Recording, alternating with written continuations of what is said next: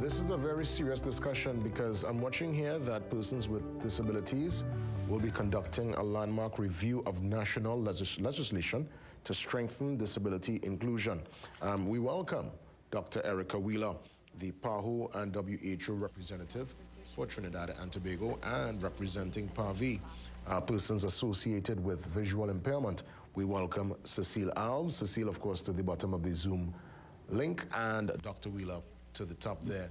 Ladies, good morning. Welcome again to the Morning Brew. Good morning, viewers. Good morning, everyone. Good morning. This is a big one here, Dr. Wheeler. I'll start with you to give us the WHO and PAHO perspective. I've recognized that even the UN are part of this initiative, also the UNFPA. Some money was put forward, US, to help in this regard, and it's a bigger conversation. It's about inclusion, because when I would imagine you do your due diligence and you get the feedback, we recognize that persons living with disabilities still don't feel a part of the entire picture. What do you anticipate will come out of this? What is the goal from this particular new project? Well, thank you again, and good morning, everyone. And very critical question that you asked there, and I agree that it's quite a serious project. As you know, this is the phase 2 of this project. We had over 70 stakeholders, persons with disabilities and organizations representing persons with disabilities. So this is something that we're in for the long run to bring about change. So in terms of the outcome, there are quite a considerable number of outcomes we expect. We certainly want to build the capacity of organizations of persons with disabilities, including women and underrepresented groups, to really lead meaningful participation in reform of the regulatory amendments. And also, so we are talking about legislation, but also data collection. If you don't have enough data on who people are and where they are, how do you reach them? And how do you begin to bring about change? So it's giving them a voice, building capacity, improving data collection, and rehabilitation assessment as well. Above that, or in addition to that, to build the capacity of policy advisors, legal staff, very critical, because remember, this is work on implementing the convention for persons with disabilities. So we have that legal aspect. We want to build the capacity of legal staff and support technicians across all the different government ministries that have anything to do with working with people with disabilities to really facilitate and review things like the Equal Opportunity Act, the Mental Health Act, the Education Act, and support the development of national disability legislation. So it's quite a lot that we're aiming to do. This part of the project is over 2 years, and of course at the end of it we want many of these things to be mainstreamed into the way that we work, but also into the way that we work in the UN, not forgetting us. We are part of it, but we want to make sure we integrate it into the way we work as well. Well said, Dr. Wheeler. I want to bring Cecille into the discussion. Cecille, I'm watching the hashtags, some of the recommendations. No one left behind. Hashtag empowering persons with disabilities to promote inclusion. Hashtag awareness and access in Trinidad and Tobago. What's been your experience thus far, Cecille, personally, and when you talk to colleagues and friends? Yes, yes, good morning again. Jason Williams, it's nice to, have us on. Thank you so much for this time. I could share from my personal experience. I'm born with a disease called congenital glaucoma. I'm visually impaired. Is it 100%, Cecille, or do you see shadows? Is it 100% visual impairment, or you could still see a little bit?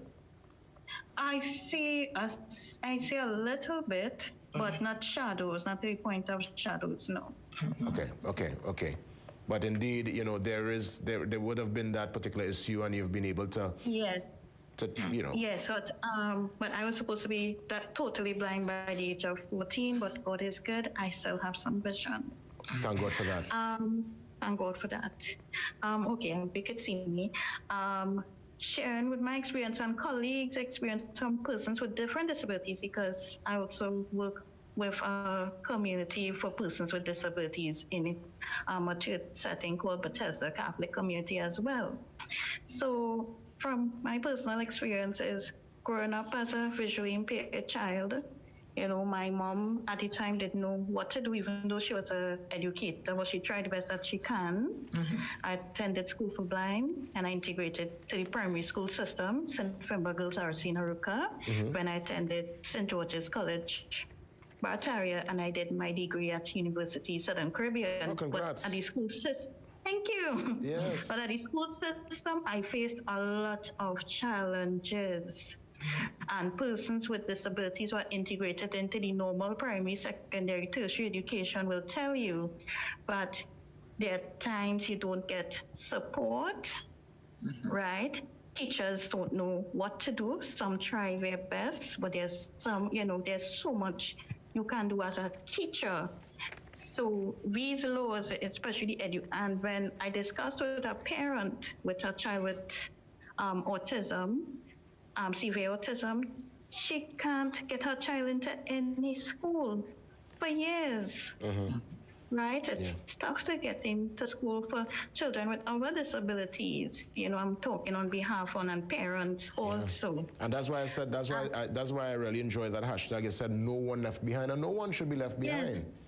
And persons are still being left behind because there's so much more need to be done, not just policy, but, the work that the UNPRPD is doing in terms of legislation needs to be needs to be put into law, so that action will be taken and any legal action could be taken. And right now, as a young lady, I did OJT and whatnot, but right now it's very hard to get a job. It's challenging to get a job because we still face discrimination, up to this day, and it's an ongoing process because a lot of us have our degrees. I have colleagues who have their masters and who have other disabilities as well. We as young persons, and we are hoping, like I told Dr. Whelan, that we don't want this to be a talk show. I think this is now a time of action and now a time of change. Yes. Well we said. are so weary and we are tired. Parents, I'm talking on behalf of parents, I'm talking on behalf of persons like myself, young adults and adults. This is the time that things really need to change. Cecile, I want to thank you for that, most heartfelt perspective, given even your personal experience too. Thank you there for that, Cecile, and congrats indeed on all your accomplishments. And listen, Cecile, as we say, as certain as the sun will rise tomorrow again, you will get through, You must get through. Must get through. Hashtag must get through. Yes. I will. That's right. I receive that. That's right. I receive that, yes. Dr. Wheeler, even though Cecile would have mentioned there is still that sense of discrimination and there are clearly still some major issues to resolve. Have you seen, at least from the public, a greater sense of compassion, a greater sense of understanding in your years of service in this particular field? Or are we still far from where we need to be as a country? Well, I think there's still a lot of work to be done, quite honestly. I mean, Cecile's experience is the experience of people with other types of disabilities as well. And it is part of a spectrum. I mean, I've been in the UN for many, many years, and this is not unique to Trinidad and Tobago.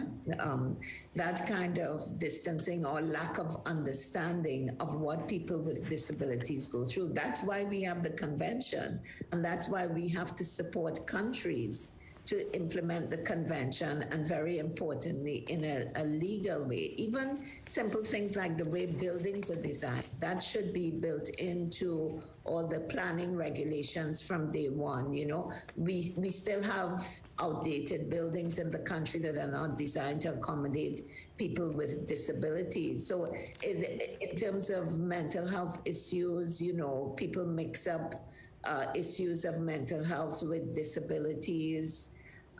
In education, as Cecile so aptly described, you know, we still have challenges. So things are changing, but they're changing at a much slower pace, certainly, than UNFPA and ourselves in PAHO and WHO would like to see the change. So that's why we are embarking on this. We are the only country in the Caribbean, incidentally, that got this grant.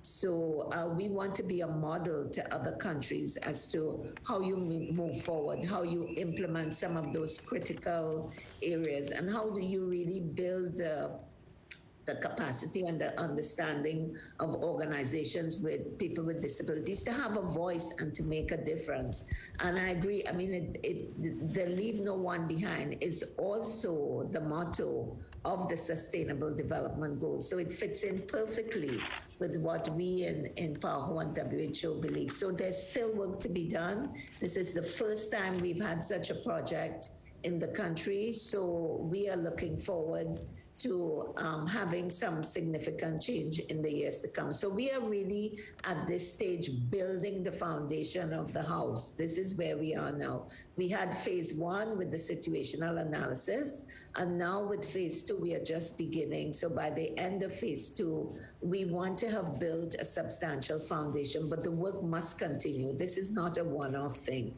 Yes, Dr. Wheeler, thank you so much for the time, and thank you for keeping us abreast of all the developments. I'll let Cecile have the final say. Any closing remarks, Cecile?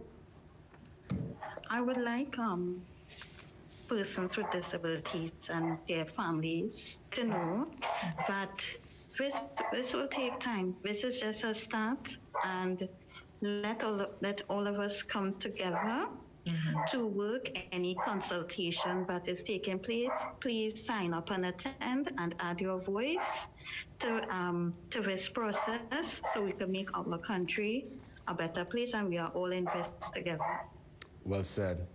Well said. Dr. Erica Wheeler, also Cecille Alves, touching base. Ladies, all the best. Have a great day today. Thank you. Thank you very much. Okay, thank you very much. Bye. You're most welcome. We come back and get into the culture discussion. It's Carnival Week, you know. Would you believe it? Yes, Taste of Carnival. We tell you what's happening with the Carnival Street Showcase. Details after the break.